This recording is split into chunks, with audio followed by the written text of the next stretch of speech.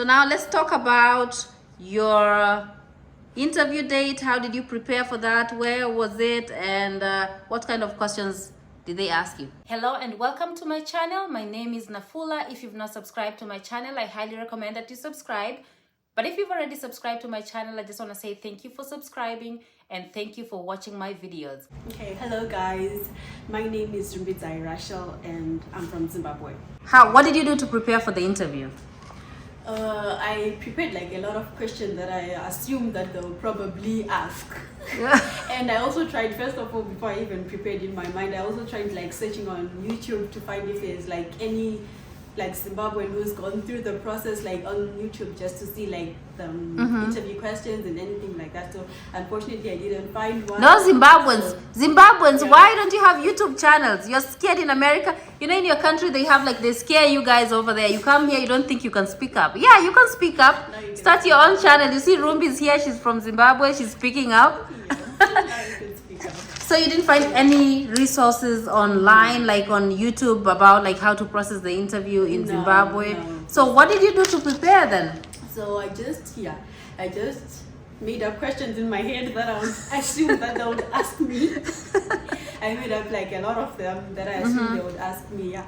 But then I went ahead and went for the interview. When I went for the interview, the process was actually like so fast. It was actually really fast. Only the waiting time before you get called in, that's the one which is a little bit long. Of course, there'll be like a lot of people there. They'll also be interviewing like other immigrant visas. So yeah, by the time they call you in, by the way, when you go for the interview, you need to, besides your passport, you also still need to bring your government issued ID just for entrance into the embassy. So without that ID, you can't get in just with your passport? You can get in just with your passport, but the process will take longer, like passing through. Also, just come with your national Yes, ID. if So you have took it. your national ID, you had the appointment letter, right? Yes, the appointment letter to prove your appointment letter, your ID, and your other documents, like your supporting document. I also brought like a physical copy of the I-134, and then I brought, I think, and my educational certificates. Those are the ones that you're supposed to bring, and the certificates are supposed to be original forms, not photocopies. So with your certificate, I know in Kenya it's a little bit different. You have to go to the Department of Education to send them directly to the embassy. Oh, okay. In Zimbabwe, do you just get them from nowhere, like from whatever you got in the past? What if you forge them, like you have like I certificate? think they have a way of confirming those results. I'm not too sure, but you just bring like the original certificate, because usually when you graduate, after some months, they'll give you like a slip when you graduate. Then after some months, the original certificate comes in. So that's the certificate which you go through. So I think if you even try to forge them, they've got a way of finding out. Yeah, and that's But, a clear way of like literally like kicking you out of there, denying your visa before it even begins. Before the process even begins. So yeah, you just bring your original documents with you, And then were you required to print out the DS260 confirmation page? Did you need to bring that? The confirmation page, yes, I brought it with me, but they never asked for it. Or they But never I just asked for brought it. with me, yeah. So to get through the gate, you need the appointment letter and then your Appointment passport and letter. national ID. Yes, Just to get in. Just to get through the gate, yes. Okay. So with the affidavit of support, did you need to make a copy, or just the one copy was enough? I just made one copy just to be safe. But I just made like one copy, but they already had one. Okay. Yeah. So now you get in, you're sitting down. So take us through the process from there. So when you get inside, you sit down. Then first, after some time, after you all sit down, because what they will do, when you not get there, they'll just call you like batch by batch.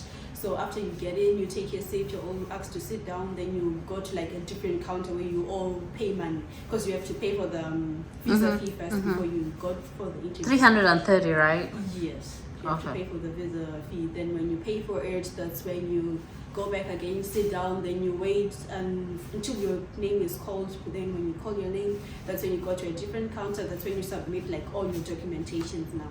They'll just put them like in one file. After that, you have to go back and sit down again and wait. Then when you're called, that's when you go to the counter for like an interview. So when they now called me for the interview, the guy was just typing and doing stuff like reading and stuff, like going through the whole, I think that's when they go through the GS260 and stuff like that. Yeah. and viewing everything. Then I was never really asked any question. Actually, come to think of it, they never really asked me any question. They just looked at me and said, "Have you ever been to Alaska?" Then I was like, "Yes, I've been to Alaska before." Then he was like, "Oh, that's nice, that's cool, okay." And then the conversation ended there. Then later on, when I was now thinking, how did he know?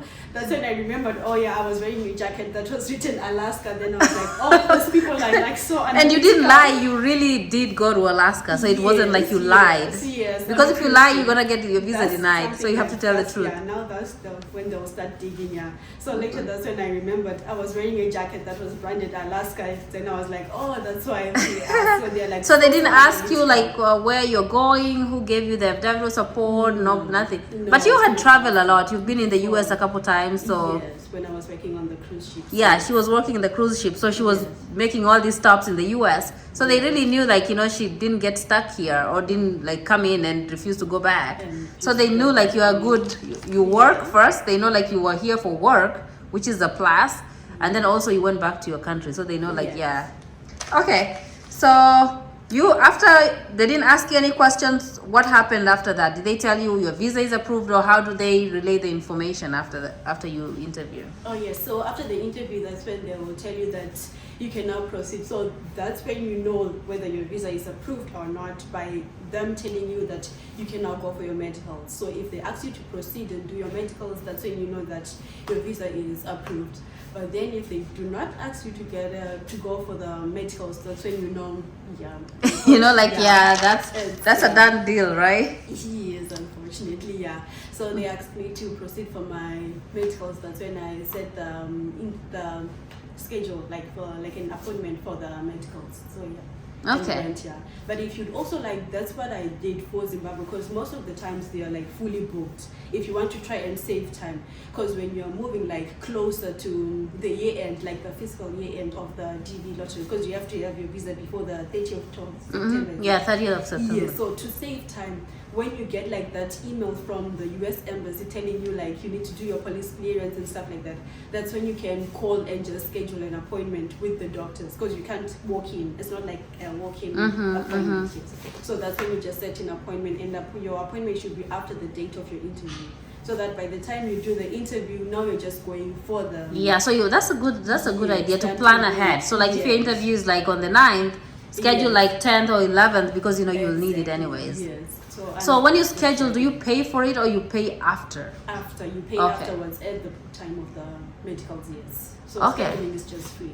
So because if you wait until the interview, it will take you more time before you get. So you had a unique experience than all the other DV lottery winners. Maybe Geoffrey had a close experience like that, but your year, instead of September 30th, they stopped processing September 7th. Yes. So tell us how you because your interview was August 10th, right? Yes. And then you hadn't gotten your medical done at that time, so you needed to get those done. So how did you make sure you beat the time? Yes, that's one of the things that you have to set like your medical appointment even before the visa interview. That actually helped me like a lot in saving time, because had I scheduled the interview after the appointment, it would have taken like more time. So that's one. And then two, the other thing is after the interview, the medicals were finished, we did the medicals, and then the results to come back. That's when it took like a bit of a delay, because in Zimbabwe we had like elections and stuff. So most of the facilities were actually closed. So it delayed a little bit, yeah. So after the medicals got finished, then I had to take them back to the embassy. Then you have to wait for the embassy to now re-pick up your case again and just go through over it until they give you like the physical visa, of which they have to give you like for our year 2023, they had to give us before the 7th of September. Yes, 7th of because they ran out of visas. I think so, yes. They did, yes. They had given the 55,000, so they were just like, just doing the last people. Yes, so your passport, you had to take your passport back when you took your medical. So when did you take your medical back? Do you remember the date, like approximate? I don't remember the specific dates exactly, but I think it was like 2 weeks before like September 7th. Yes, before they closed. But because we had elections, they had to close like facilities, so they couldn't like continue processing. So that's how it extended. So you just the got time. lucky. God wanted you to I be in got America. so Otherwise, you'd be lucky, over there in yeah. Zimbabwe. Yeah, I got so lucky because my visa was actually printed on the 6th of September, like one day before they actually closed. So I got Wow. very lucky. So you got, yeah, so it was printed September 6th. So if it waited September 7th, that'll be it. Yeah. Because a lot of people were turned away. They went for the interviews. They're like, no, we stopped processing. And now that's gone. Everything is gone. So you got lucky, Very lucky. and you're here. So you got your visa. So when did you arrive in America? Even I forgot. I picked you up, but I don't remember. Yeah. I picked up so many people, I don't even I picked up remember. a lot of people. Yeah, true. I came in October, end of October, October 28th. Yeah, October 28th. So October 28th, you landed in New York. Now look at you, Yeah. glowing in New York City. Now when you go to Zimbabwe, you're a celebrity. You're like, hey guys, I don't do whatever you guys do over here. Shona no more. I don't speak no Shona. Don't speak Shona-ish. I'm not Shona-ish No, anymore. Shona-ish. Just speak to me in English. In English only. Ah, that's funny. Okay, all right. Now we'll talk about like after you got to the US, what happened? So when I got to